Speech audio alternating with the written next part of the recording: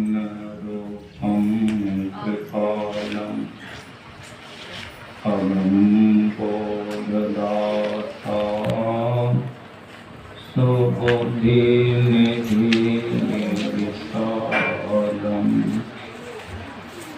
क्षमाशील अतिधीर गंभीर ज्ञान धर्मशील दृढ़धीर समधीर ज्ञान जगत त्राणकारी आधारी उदारम् भगत प्राण रूपम् दया गुण अपारम् नमो सद्गुरुं ज्ञानदाता स्वामी नमामि नमामि नमामि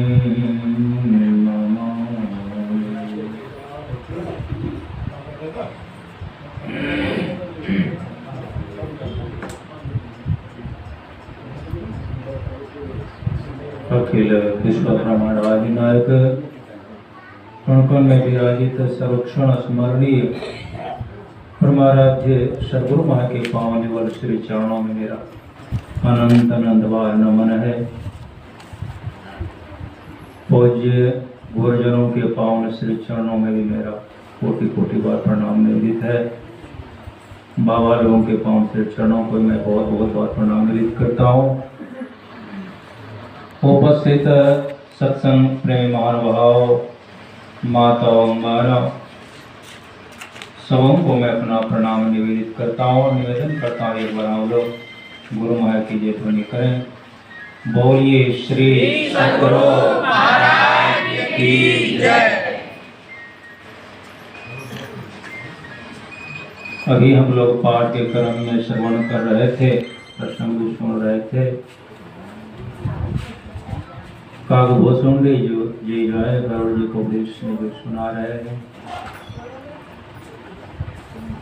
वह राम परमात्मा वास्तव में है कैसे?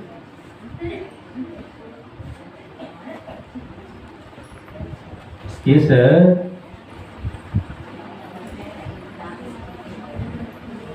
मोह के कारण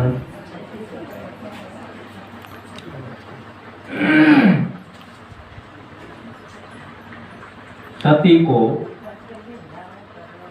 जो भगवान जंगल में वनवास काल में लीला कर रहे थे, चरित्र कर रहे थे,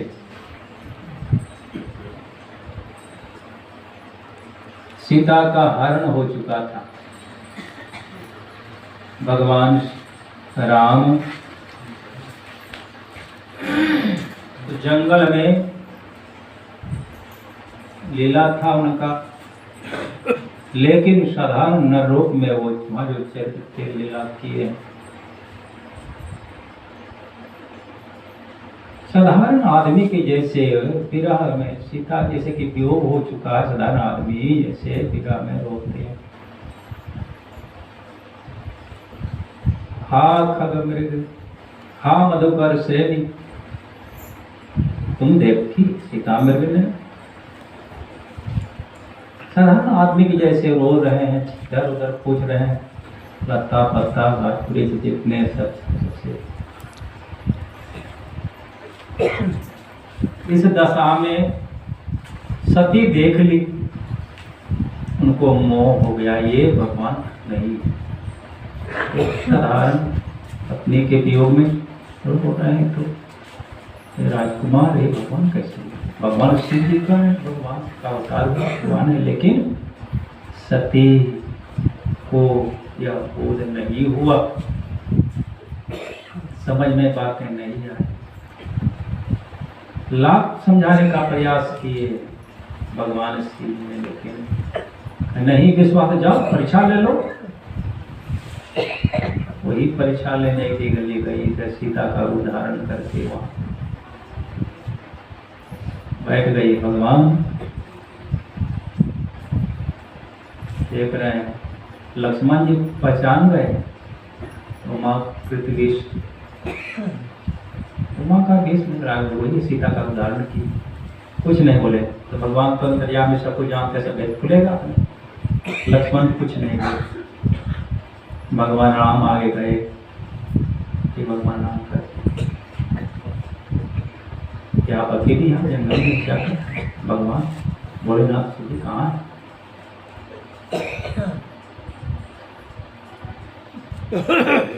समझ में आ गई कि बात पहचान ली। तब वहां क्या करेगी? आंख बंद कर। अब भगवान अपना वहां थोड़ा सा ऐश्वर्य उनको दिखाए। आंख बंद करके देखती है कि तीनों है ही वहां, भगवान राम, सीता और लक्ष्मण तीनों। आंख खोल करके देखते हैं सामने में तीनों, भगवान राम, सीता, लक्ष्मण तीनों है। आंख खोल के भी देखते हैं तीनों है ही, और आंख बंद करके भी देखते हैं तो तीनों के तीनों। अब तो डर गई। और भगवान वहां थोड़ा सा ऐश्वर्य दिखाए। देखते हैं कि भगवान स्वयं वहां साक्षात चतुर्भुज रूप में जितने भी देवी देवता हैं, भगवान विष्णु, शंकर, ब्रह्मा आदि सबके सब जितने हैं सबके सब सेवा में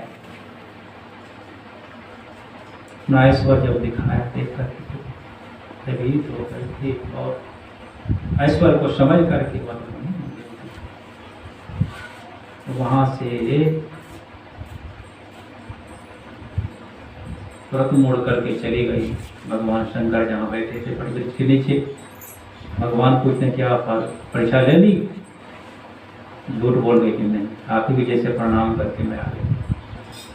कितना हमने समझाने का प्रयास किया, नहीं समझ में बात आई। बीच में कौन गुरु भेट गया इसको, तुरंत बात समझ में आ गई। तो भगवान तुरंत आंख बंद करके देख लिए, बैठ करके सारी बातें जान गए कि सीता का देश बना करके परीक्षा ली। मन से त्याग दिया भगवान शिव जी ने, उनको मन से त्याग दिया। सामने आसन वहां नहीं, वहां तो सीधे चल दिए भगवान शिव जी, वहां से चल दिए अपने कैलाश। वहां सामने आसन। बहुत सारी बातें उधर संक्षेप में सुनेंगे क्योंकि समय का अभाव। अखंड समाधि लगा ली, 87,000 वर्षों तक समाधि में बैठे। पुनः जब समाधि खुली है देखे लेकिन फिर भी सामने बगल में सामने आसन दिया और अपना करके इतिहास पुराण को कहने लगे। इसी बीच पिता के यहाँ यज्ञ हुआ, 10 यज्ञ में जाकर माथे अपना शरीर त्याग दी। फिर जन्म हुआ है, पुनः भगवान शिव की शादी हिमाचल के वहाँ जन्म हुई पार्वती के रूप में। तब तो वही बाद में जो प्रश्न की है वही कथा, सारी रामायण की कथा सुना करके काको सुनी गरुड़ जी को समझाए। तो राम कौन, वही प्रश्न थी, राम कौन। कई एक जगह गोस्वामी तुलसीदास जी महाराज हिदायत किए हैं कि वह राम है कौन, क्या है। श्री राम को जानने की आवश्यकता है कि वास्तव में वो राम है कौन।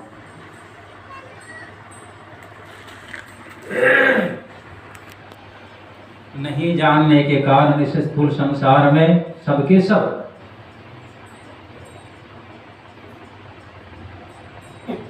अज्ञान दशा में ही पड़े हुए हैं। इस राम को नहीं जानने के कारण था, उसकी भक्ति नहीं करने के कारण लोग इसकी भक्ति करें संसार में।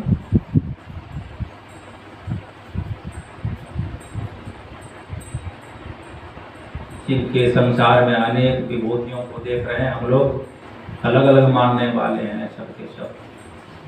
किसी के भगवान राम इष्ट हैं, किसी के भगवान कृष्ण इष्ट हैं, किसी के माँ दुर्गा, किसी के काली, सबके अलग अलग इष्ट हैं संसार में सब। गोस्वामी लिखते हैं, भगत हेतु भगवान प्रभु राम धैर्य तनु भोग किए चरित पावन परम प्राकृत नर अनुरूप यथा आने पर देश धरि नृत्य करई नट कोई सोई सोई भाव दिखाओई आपुन होई न सोई। नट बहुरूपिया यहाँ भी आता होगा, उधर भी आता है। 12 दिन तक वो आता है, 12 रूप धार करके द्वार द्वार पर आता है, रोज रोज अलग अलग रूप धारण करके आता है। 13वां दिन आता है फिर मांगने के लिए सबके पास। तो लोग कहते हैं क्या, तब कहता है कि हाँ आपके यहाँ 12 दिन आए हैं, तो समझ जाता है कि वही बहुरूपिया है जो 12 दिन आया था, वही है, ये असली रूप है। यही जो आज 13वां अंतिम दिन आया है, यही उसका असली रूप है। इसके पहले जो आया था वो भी सही रूप था उसका, सब नकली रूप था। कभी साधु के रूप में, कभी चोर के रूप में, कभी हनुमान जी के कोई देवी फल्ला चिल्ला जो भी रूप धारण करके आया था, यही आया था। लेकिन वास्तव में उसका सही रूप यही है, असली रूप, और वो सब नकली रूप था। उसी तरह से वह परमात्मा जिसकी हम भक्ति करना चाहते हैं वो कैसे हैं। जब राम रूप की आवश्यकता पड़ी तब राम के रूप में आए हैं, जब कृष्ण रूप की आवश्यकता पड़ी तब कृष्ण के रूप में आए हैं, जब दुर्गा की रूप की आवश्यकता पड़ी दुर्गा के रूप में आए हैं। इसी तरह से संसार में जितने भी हैं जो भी उसी एक परमात्मा से ही सबका अवतार हुआ। क्या वास्तव में परमात्मा 10, 20, 50 हैं?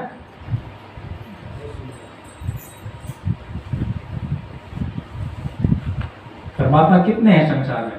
10 गो, 50 गो, कै गो? वह ईश्वर कै गो हैं? किसी से भी पूछा जाए कि वास्तव में ईश्वर परमात्मा कितने हैं, क्या उत्तर होगा उसका? 150, 10 कितने हैं? यहीं पर आप मथुरा जाएंगे, भगवान श्री कृष्ण की पूजा होती है, बरसाना में जाएंगे श्री की राधा की पूजा होती है, बगल में आप देखें भगवान बलराम की पूजा होती है, अयोध्या में भगवान श्री राम की पूजा होती है, समझिए उधर झारखंड हनुमान बाबा जी की पूजा होती है, भगवान शिव जी की। उत्तर में जाएंगे भगवान शिव जी की पूजा होती है, दक्षिण में जाएंगे उधर विष्णु भगवान की पूजा होती है, पश्चिम में जाएंगे गणेश बाबा की विशेष पूजा होती है। महाभारत रामायण में आप पढ़ चुके हैं, बहुत तपस्या किए थे, मनुष्य रूपा के रूप में तपस्या करके भगवान पुष्प का दर्शन दिए, मांगने के लिए कहा, क्या मांग ली? दोनों ने मांग लिया आपके जैसा को पुत्र। ठीक है, मेरे जैसे दूसरा कौन हो सकता है? वही पुत्र के रूप में, वही भगवान राम पुत्र के रूप में आए, कह दिए इस स्वर्ग का सुख भोग करके आप आएंगे, विशाल स्वर्ग सुख भोग करके जब ध्यान पैदा युग में होगा, मैं वही पुत्र के रूप में आऊंगा। पुत्र के रूप में आकर के राजा दशरथ के आंगन में कितने दिन रहे, खेले कूदे। लेकिन जब वनवास हो गया, जंगल में चले गए, उसके विरह में राम राम कही राम कही राम राम कही राम तनु परि हरि रघुवर विरह गए सुरधाम, स्वर्ग चले गए के विरह में। जब जंगल में सीता का हरण हो गया तो वहां सीता की खोज में भगवान श्री राम जा रहे हैं, जंगल में भटकते। जटायु अंतिम श्वास गिन रहा था, वहां पहुंचे हैं तो भगवान राम जटायु से कहते हैं, तुम्हारा दशा किसने किया यार? रावण का क्या हुआ हाल मेरा, जब मैं तुमको स्वस्थ कर दूं?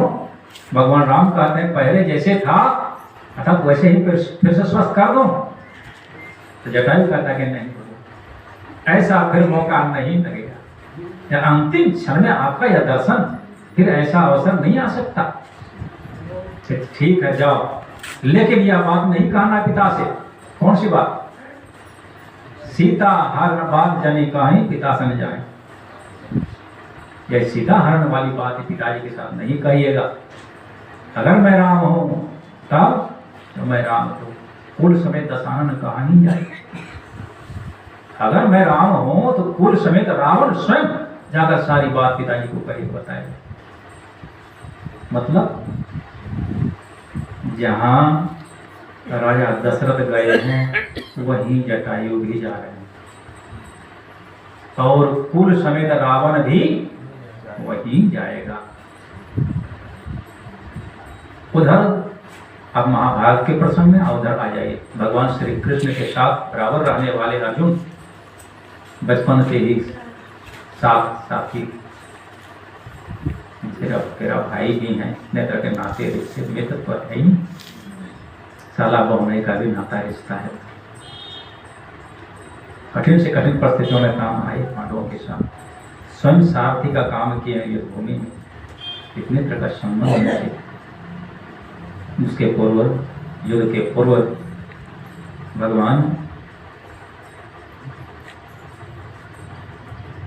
शिव जी की आराधना कर रहे थे। जब 12 वर्ष वनवास काल में थे, पाशुपत अस्त्र को पाने के लिए, तो उसी साधना के क्रम में देखे दुर्योधन ने बेचारा है तो मौका है, अकेले अर्जुन है, दैत्य था उनका मित्र, उनको मारने के लिए, अर्जुन को मारने के लिए उसको प्रेरित किया।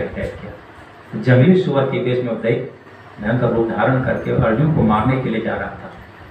उसमें भगवान शिव की आराधना कर रहे थे। वहां घुर्राते हुए जब वो पाया है अर्जुन के पास, वो मारने के ख्याल से दैत्य, भगवान शिव देख रहे थे बड़ा भयंकर देखते हैं, तो भगवान शिव भील के रूप में प्रकट हो गए हैं। उधर से घुर्राते हुए आ रहा था, अर्जुन बाण त्यागता है, छोड़ता है। उस देख तो जंगली सुअर का था, सोचा सुअर है मेरे ही तरफ आ रहा है, हानि पहुंचाएगा, तो गाड़ी धनुष मार करके मारा बाण, लेकिन उसका कुछ नहीं बिगड़ा। उसी क्षण एक दूसरा बाण, भयंकर बाण, भगवान शिव जो थे भील के रूप में वो बाण छोड़ते हैं। जैसे बाण लगा, वो बाण लगते ही सारा सही हो जाता है। यह देख लिया अर्जुन तो कहता है, भील के रूप में भगवान शिव जी हैं, तो तुमको शिकार का नियम मालूम नहीं है? मैं जब बाण मारा तो तुम फिर बाण क्यों चलाए उसको? भगवान शिव जो भील के रूप में है वो कहते हैं, अरे मैं तो जंगली आदमी हूँ, जंगल में मैं रहता हूँ, जंगल में रह करके शिकार करना मेरा धर्म है, शिकार करना मेरा धर्म है। उल्टे मुझको तुम डांट रहे हो, तुम तो राजकुमार हो ना, तो मुझको क्यों डांट रहा है? कथा शिकार करना मेरा एक काम है, कर्तव्य है, धर्म है। जंगली भील की बात को सुन करके उनको गुस्सा हो गया अर्जुन, ये तो अपने क्षत्रिय राजपुत्र राजा का बेटा, कितना क्रूर शक्ति था उसके शरीर में बल था, और क्रूर द्रोणाचार्य कितने अस्त्र की विद्या सीखे थे। यही नहीं, स्वर्ग में जाकर के कितने दिव्य अस्त्रों को सीख करके आया था। एक साधारण भील के डांट को बर्दाश्त कितना करेगा? भील जब इस तरह से कहा तो गुस्सा में आ गया अर्जुन, उसके ऊपर बाण त्यागना शुरू किया, छोड़ना शुरू किया। तो भील भी कोई साधारण भील रहता था ना, और भील मुस्कुरा रहा है खड़ा खड़ा, सारे अस्त्र शस्त्र को छोड़ करके थक गए, लेकिन उनका बाल बांका नहीं हुआ। तब सोचने लगा कि साधारण भील मेरे इतने अस्त्र शस्त्र को सहले संभव नहीं है, और जिसकी मैं आराधना करता वही तो नहीं है। वो गिड़गिड़ाने लगे। अर्जुन जब गिड़गिड़ाने लगे तो भगवान शिव असली रूप में आ गए कि भगवान आप मुझ पर कृपा करने के लिए तो का धारण नहीं किया। असली रूप में भगवान शिव प्रकट हो गए। भगवान शिव को देख करके अर्जुन फिर भजन प्रणाम करते हैं, फिर कहते हैं मैं तुम पर खुश में प्रसन्न हूं, और वही पाशुपत अस्त्र दिए हैं, उसकी रख रखाव, कब छोड़ना, क्या करना, सारी बातें बतला करके भगवान शिव वहां से अंतर्धान हो गए। वहां से फिर चले दक्षिण में, जहां भगवान श्री राम लंका में चढ़ाई के पूर्व भगवान शिव की उपासना किए थे, स्वयं परमेश्वर की उपासना किए थे, वहां पहुंच गए। जब वहां पहुंचे अर्जुन, तो एक ब्राह्मण प्रकट होकर के वहां अर्जुन को कहते हैं कि त्रेता युग में भगवान श्री राम थे जो श्रेष्ठ धनुर्धारी थे, इस समय तुम हो, अर्थात अर्जुन को कहा तुम श्रेष्ठ धनुर्धारी, इस द्वापर में तुम श्रेष्ठ धनुर्धारी। तो अर्जुन को सुन करके वहां थोड़ा सा ईर्ष्या स्वाभाविक है। जब दो पहलवान होता है सामान्य योद्धा, तो दूसरे का प्रशंसा जब कर देता है तो दूसरे को तो स्वाभाविक ईर्ष्या हो जाना है। तो अर्जुन कहता है अगर भगवान राम श्रेष्ठ धनुर्धारी होते तो बाण का ही ने पुल बना दिए होते, तुम बना सकते हो? कहा बना, दिखा बनाकर। तो भी गांडी उसे अपना उससे पान चढ़ा करके छोड़ेगा। तो सही में फूल बन करके तैयार हो गए। बड़ी गर्व से वो खड़ा होकर के देख रहा है। तो वो अभी कोई साधारण ब्राह्मण नहीं थे, हनुमान बाबा जी ही थे जो ब्राह्मण के रूप में प्रकट हुए थे। वहां असली रूप में आ गए। हनुमान जी प्रकट हो गए, विशाल रुद्राकार शरीर धारण करते कि उस त्रेता युग में अकेले मैं बंदर इस समय हूं। वो कितना था, बानरी सेना, उसका वर्णन नहीं हो सकता। 18 पद्म सेनापति थे, सोच लीजिए। सेनापति 18 पद्म थे, तो सेना कितना होगा का गिनती में नहीं आने वाला, असंख्य लिखी हुई। इतने बंदर भालू सब थे, अकेले मैं बचा हूं उस त्रेता युग का बंदर। क्या मेरे भार को थाम सकता तुम्हारा बाण का पुल? कहाँ थाम सकता है, जैसे कहा थाम सकता है। विशाल रूप धारण कर लिया हनुमान बाबा, भयंकर रूप, और रोम रोम में पीछे मुड़ गए और बहुत बड़े बड़े पर्वतों को लाद कर आ गए सामने। विशाल भयंकर रूप को देख करके अर्जुन का हाथ कांपने लगा, करने लगा। यही बाण का पुल इतना हाथ थाम सकता है? पूछता तो है अर्जुन से हनुमान जी कि बताओ क्या मेरे भार को थाम सकता है? डरते हुए भगवान श्री कृष्ण का स्मरण करके कहते हैं कि हाँ थाम सकता है। जैसे कहा थाम सकता है, अपना कदम धीरे धीरे बढ़ाते हैं पुल में। भगवान श्री कृष्ण कछुए के रूप में जहां जहां उसका पैर पड़ रहा था, हनुमान बाबा का पैर जहां जहां पड़ता था, कछुए के रूप में उसके भार को थाम रहे थे। कुछ ही दूर गए थे, देखते पानी लाल लाल रंग रहा। भक्त थे, समय से देर नहीं लगी, हनुमान बाबा पुनः वापस उतर गए। अर्थात अपने इष्ट को कष्ट देना उचित नहीं है। सोच लीजिए कितने भारी थे हनुमान बाबा कि भगवान श्री कृष्ण रूप कछुए के रूप में थे, उसके मुंह से खून निकल रहा था, जिसके कारण से पानी लाल लाल रंग रहा था। पुनः उतर गए। कितने कितने का दर्शन हुआ। भगवान कृष्ण का दर्शन, उधर भगवान शिव का दर्शन, हनुमान बाबा का दर्शन। स्वर्ग जाते थे, आधे राजगद्दी पर भी बैठते थे। क्या इतना दर्शन पर्शन करने से उसका कल्याण हो गया? उस महाभारत में आप लोग जरूर पढ़े होंगे, सुने होंगे। अंतिम में भगवान जब चले गए, पांडव लोग इस छोटे छोटे सबके गए, मर करके तो कहाँ गए? पहले सबके सब गए, नरक गए। फिर ऊंची से ऊंची गति, फिर स्वर्ग हुआ। इन सबका दर्शन पर्शन, फिर यही स्वर्ग नरक। क्या यही दर्शन भगवान का दर्शन है? एक जगह सत्संग में पूछा माँ के जो सत्संग में दीक्षित नहीं थे, वो पढ़ लोग थे, लोग ये लोग तो देखते हैं किसी साधु महात्मा का तस्वीर लगा देते हैं आसन पर, ना भगवान राम का, भगवान कृष्ण का किसी का तस्वीर तो नहीं है, कोई महात्मा का तस्वीर लगा दिए, लगा देते हैं।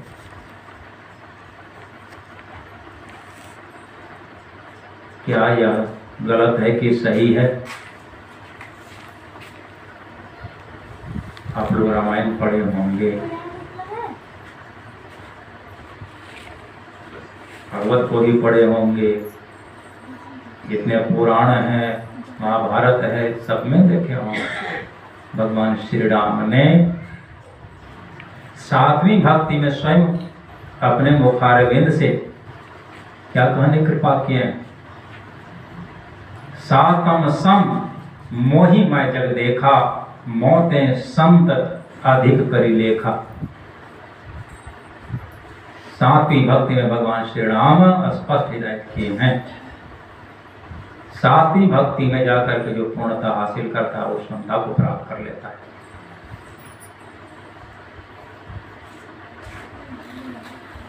संत जो होते हैं वो पूर्ण हो जाते हैं, उनकी गति परे से परे हो जाती है, परमात्मा को प्राप्त करके वही हो जाती है। मौतें संत अधिक करी लेखा, भगवान राम स्वयं करें, हमसे भी संत को अधिक जानो, अर्थात विशेष है, हमसे श्रेष्ठ हैं, बड़े हैं। तो जितने भी हैं संसार में सबके सब क्या हिदायत करते हैं, संपर्क भी हिदायत किए हैं कि संसार में पूजा तो करते हैं। जैसे हम आप जब तक नहीं समझे हैं ठीक से, पेड़ हम लोग लगाते हैं, पेड़ जो लगाते हैं तो क्या करते हैं, उसकी पत्ती में डाल में खाद पानी डालते हैं, क्या करते हैं हम लोग, उसके जड़ में ही खाद पानी देते हैं कि नहीं।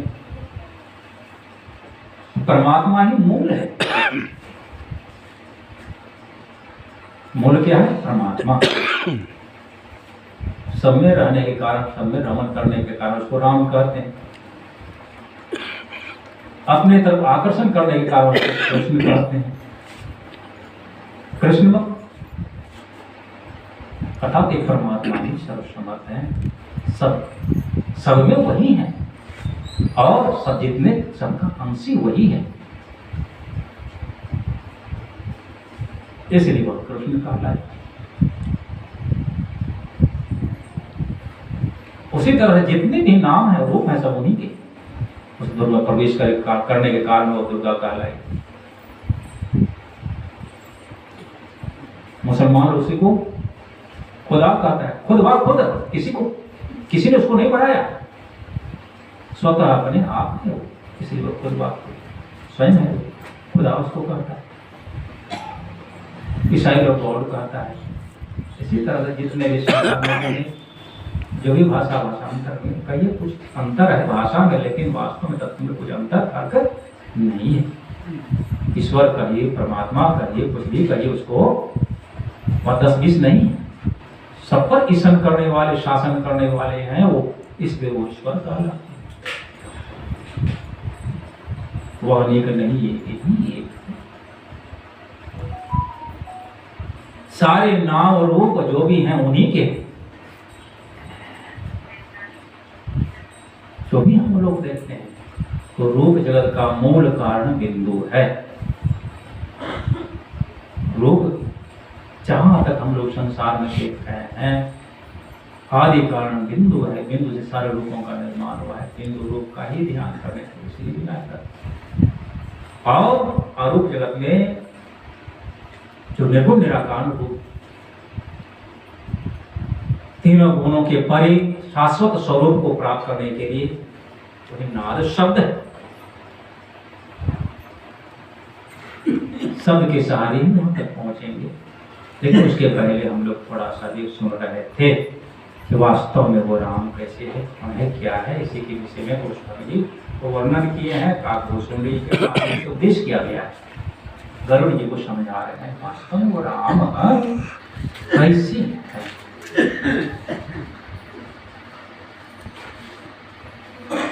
जितने भी संत महापुरुष हिदायत किए हैं, नानक देव जी महाराज कहते हैं, कर्ता भोक्ता करने जो करण करावन सब होगु, करण करावन आद सब होगु, आदि निरंजनो त्रिभुवन धनी ताकि उपमा केती गणी, निर्गुण सर्वगुण तीन हो गुरते दोरी, निर्गुण सरगुण तीनों गुरते दोरी, नानक अलिप्त रहिया भरपूरी। करने वाले भी वही है, भोगने वाले भी वही, करता भोगता करने जो करने वाले भी। करण करावन हार, करने वाले कराने वाले सब कुछ वही। आदि निरंजन, आदि निरंजन वही परमात्मा, त्रिभुवन धनी, तीनों लोगों के वही मालिक धनी वही परमात्मा। ताकि उपमा, जितने भी उपमा उपमान अपने देख रहे हैं संसार में, सब वही एक ही है।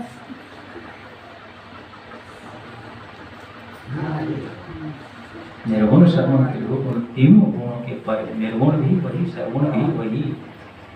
गुणों को धारण करने के कारण सगुण कहलाता है, गुणों के परे वही निर्गुण कहलाता है। वही कहा निर्गुण सगुण तीनों गुणों के एक परे वही एक परमात्मा, दूसरा कुछ नहीं। नानक अलिप्त रहिया भरपूर, सब जगह भर करके निर्गुण सगुण सब जगह भरपूर है वही, कहीं खाली नहीं उनसे।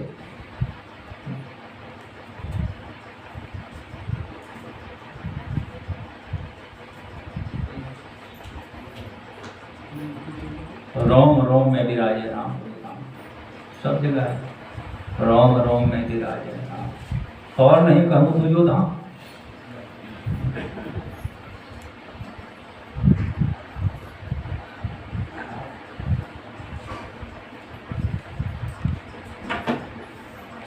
अलग अपार अनादि गोचर, सज्जन मनोभिराम, लग है, इंद्रियों से तो कोई नहीं लग सकता। पार है कहीं उसका हमारा पार नहीं, अनादि सन आदि है, न मध्य न अंत।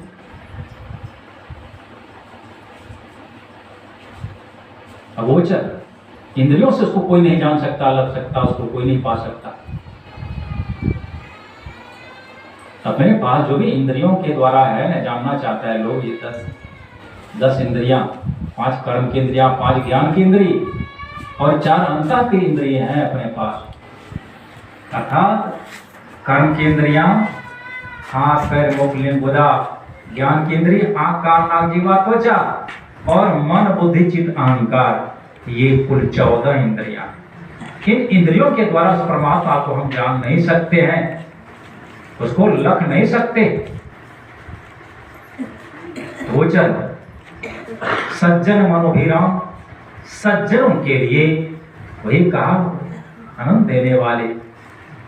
जैसे आंख से देखना चाहता है, मन इंद्रियों के माध्यम से उसकी भक्ति करते हैं, उसी रूप में वो आकर के उसी रूप में दर्शन देते हैं, भक्तों का कल्याण करते हैं, उसी तरह से उनकी इच्छा की पूर्ति करने के लिए आते हैं सज्जन मनोभिराम।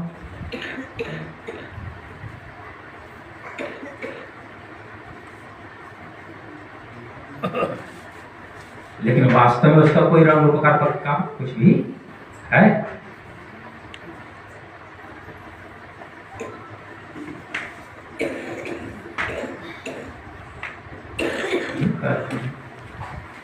सब के सब जितने भी संत है, भगवान राम, भगवान श्री कृष्ण क्या करते अपने विषय में? जब भगवान श्री कृष्ण ने अर्जुन को युद्ध भूमि में गीता का उपदेश दिया, जब उसका मोह दूर नहीं हो रहा है तो उसी समय विराट रूप का दर्शन दिया उस युद्ध भूमि में। साधारण दृष्टि नहीं, भगवान श्री कृष्ण ने उसको दिव्य दृष्टि देकर के अपने दिव्य रूपों का दर्शन करवाया। अर्जुन भगवान के उस दिव्य रूप को देख करके डर के मारे थर थर थर कांपने भी लगे और प्रार्थना भी करने लगे कि भगवान, मैं आपका इस विशाल भयंकर रूप को देखकर बहुत भयभीत हूँ, त्रसित हूँ, आप अपने पूर्व परिचित रूप का ही हमको दर्शन दीजिए।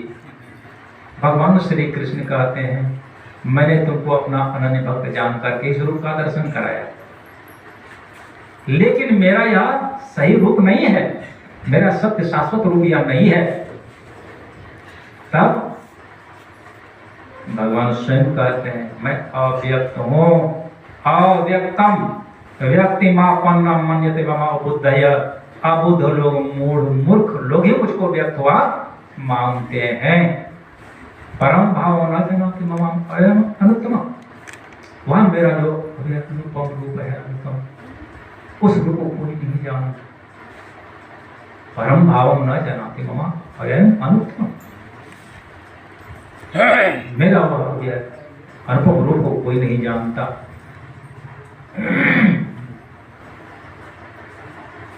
भगवान श्री कृष्ण यह कहते हैं, हनुमान जी भी पूछते हैं भगवान श्री राम से कि भगवान आपका भजन कैसे करूं, आपका किस का ध्यान करूं। मुक्ति को उपनिषद में भगवान श्री राम उपदेश करते हैं हनुमान जी के माध्यम से। भगवान श्री राम कहते हैं मेरे शुद्ध सत्य स्वरूप का तुम भजन करो। वो मेरा शुद्ध सत्य स्वरूप क्या है?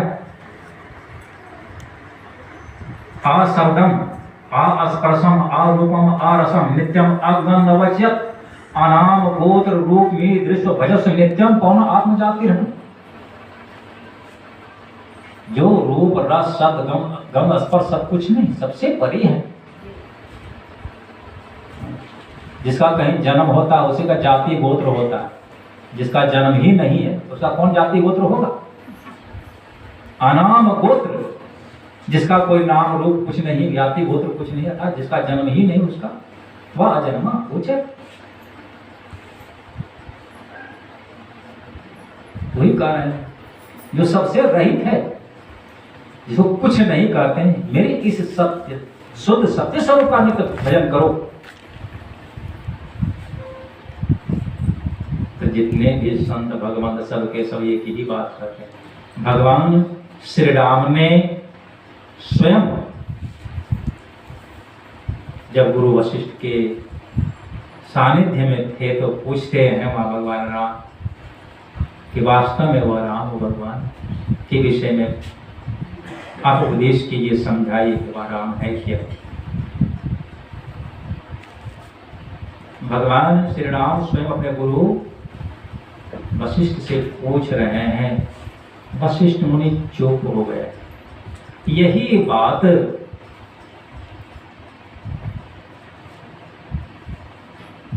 भास्कर मुनि ने पूछा था अपने गुरु बाहुमुनि से, तो बाहुमुनि भी वहां भी यही चुप हो गए बिल्कुल। यहाँ जिस तरह से वशिष्ठ चुप हो गए वहां भी इसी तरह चुप। तो भगवान राम कहते हैं गुरु महाराज, क्या हमसे अब तो रुष्ट नहीं हो गए हैं? जो मैं पूछ रहा हूँ बार बार उस राम के विषय, उस परमात्मा के विषय में आप समझाएं, उपदेश करें, लेकिन आप कुछ भी नहीं बोल रहे हैं। लगता है आप हमसे रुष्ट तो नहीं हो गए? गुरु वशिष्ठ कहते हैं नहीं राम, जब से तुम पूछ रहे हो तब से मैं इसका उत्तर दे रहा हूँ। इसका उत्तर ही है चुप। अच्छा, तो उसके विषय में कुछ भी कहा नहीं जा सकता। जितने भी संत सबके सब यही बात करते हैं। गुरु महाराज लिख देते, प्रभु वर्णन में आवे नहीं, अकथ अनाम है अहै सर्वमाई। प्रभु वर्णन में आवे नहीं, से वर्णन में आने वाला नहीं। उसी के विषय में सुन रहे थे हम लोग पाठ्यक्रम में। राम काम सत कोटि सुभक्तन, दुर्गा कोटि सत हरिवर्धन। करो कामदेव के समान हो राम है। दुर्गा कोटि करो दुर्गा के समान शत्रुओं का संहार करने में समर्थ है वो। मरुत सतकोट से विपुल बल, शशि सतकोट तो सही सब जितने भी 100 करोड़ 100 करोड़ का उद्देश्य कर रहे हैं आप गोस्वामी जी कि पवन के समान 100 करोड़ पवन के समान बलशाली हैं।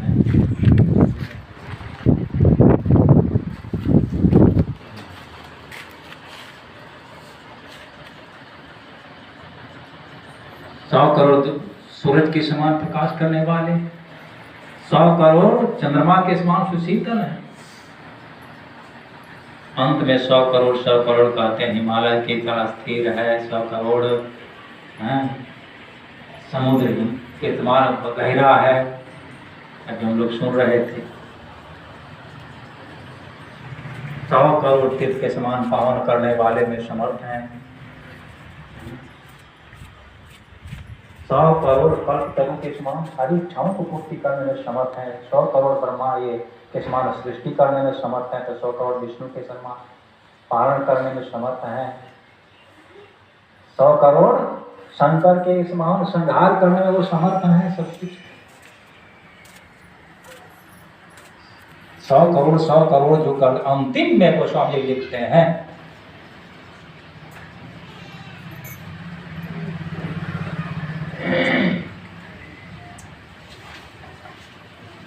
सब कुछ उधर सुन रहे थे हम लोग। शेष के समान धरती को धारण करने में समर्थ है। आदि आदि जो भी अंतिम में कर रहे हैं, जो परमात्मा 100 करोड़ जुगनों के जैसा, जैसे सूर्य को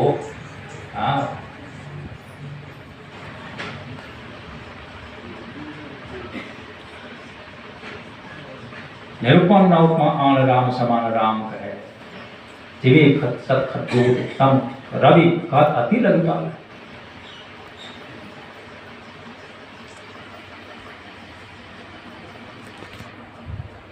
कोई भी उदाहरण जैसे दे लोग 100 करोड़ जुगनों को देखते हैं रात में प्रकाश बुक करते हुए, जब प्रकाश करता है हम उसको तुलना करें सूर्य के साथ, तो सूर्य की हिंसा ही ना होगी कि भगवान ऐसे हैं समर्थ। असंख्य जुगनों के जैसा है सूर्य को प्रकाश, जो उनकी प्रकाश है उसके सामने देखते हैं। असंख्य जुगनों की आता है, जितने भी धरती में धूलकण नहीं है उतना भी है, प्रकाश बल्ब ही जला दें तो सूर्य के बराबरी होगा। वो जुगनी उसकी कुछ तुलना ही नहीं हो सकती। उतना अगर बल्ब भी जला दें तो सूर्य के बराबरी में होगा, हिंसा ही न होगी। वही करें गोस्वामी जी। अर्थात परमात्मा सर्वसमर्थ है, वो राम सर्वसमर्थ है। उस राम की तुलना संसार में किसी भी चीज से नहीं की जा सकती। अर्थात अपने से चाहे वो करोड़ों करोड़ ब्रह्मा विष्णु महेश को बनाने में समर्थ है। 100 करोड़ ब्रह्मा के समान सृष्टि करने में स्वयं समर्थ है। 100 करोड़ विष्णु के तुल्य वो पालन करने में समर्थ है। ये 100 करोड़ जो उपमा दे रहे हैं, परमात्मा इतने समर्थ हैं, ये सब की जितनी भी उपमाएं सब क्या है, तुच्छ है, कुछ नहीं करते। तो वास्तव में वह 10 20 100 नहीं, एक है। उस परमात्मा की भक्ति किए बिना हम आप क्या संसार में सुखी हो सकते हैं? जो संसार की भक्ति पूजा कर रहे हैं, जितने भी लोग जो भी कर रहे हैं संसार में, किसकी पूजा भक्ति करते हैं? परमात्मा के जो स्थूल विभूतियां हैं, उनके छोटे छोटे जो भी अवतार हुए हैं, उन्हीं को भगवान मान करके, भगवान का है ही नहीं है, ऐसी बात नहीं। चाहे ऐश्वर्य से, जो ऐश्वर्य से युक्त है उसको भगवान, पुरुष है तो उसको भगवान कहते हैं, और स्त्री है तो भगवती कहलाती है। चाहे ऐश्वर्य से जो युक्त है, आप लोग जरूर सुने होंगे, संपूर्ण ऐश्वर्यों से जो युक्त है, यश है जिसके पास, प्रिय लक्ष्मी है, ज्ञान है, वैराग्य भक्ति है, ये सब ऐश्वर्यों से जो युक्त पुरुष हैं, तो उसको क्या कहते हैं? भगवान। और स्त्री के शरीर में तो कौन है? भगवती। काली दुर्गा के रूप में, वही भगवती के रूप में उसको मानते हैं। भगवान राम के रूप में, भगवान श्री कृष्ण के रूप में उसको भगवान मान रहे हैं, ऐश्वर्य से युक्त हैं। वास्तव में तो ईश्वर है, वह ईश्वर कुछ और। कवि साहब लिखते हैं, अनगढ़िया देवा कौन करे तेरी सेवा, गढ़े देव को सब कोई पूजे, निधि लावे सेवा। गढ़े देव भगवान कृष्ण की मूर्ति हम आप गढ़ते हैं, मंदिर में स्थापित करते हैं, पूजा करते हैं कि नहीं? भगवान राम की मूर्ति को हम आप गढ़ करके पूजा करते हैं कि नहीं? गढ़े देव को सब कोई पूजे, नित्य ही लावे सेवा। बार बार अखंडित स्वामी ताकू न जाने देवा, वो पारब्रह्म परमात्मा, वह अखंड जो सबके मालिक स्वामी है, ताकू न जाने देवा, उसको कोई नहीं जाना।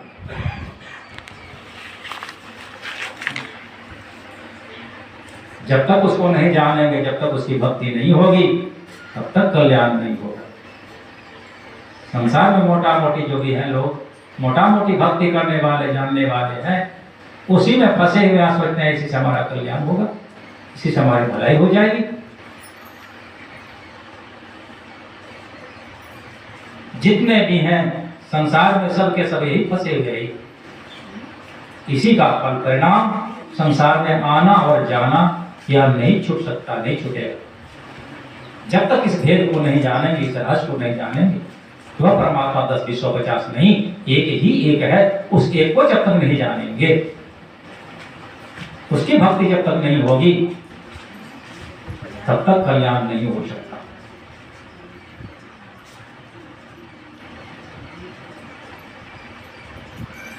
समय तो 4 बज चुका है। इस भेद, इस रहस्य को जानने के लिए सत्संग की आवश्यकता। तो वो मैं कहता है नित्य प्रति सत्संग इसलिए परम आवश्यक है। थोड़ा थोड़ा ही वो सत्संग सुनेंगे यदि, तो सुनते सुनते सारी बातें समझ में आएगी कि वास्तव में वो है क्या, उसकी भक्ति कौन करेगा, कैसे होगा भक्ति, भक्ति है क्या, इन सारी बातों की जानकारी धीरे धीरे हो पाएगी।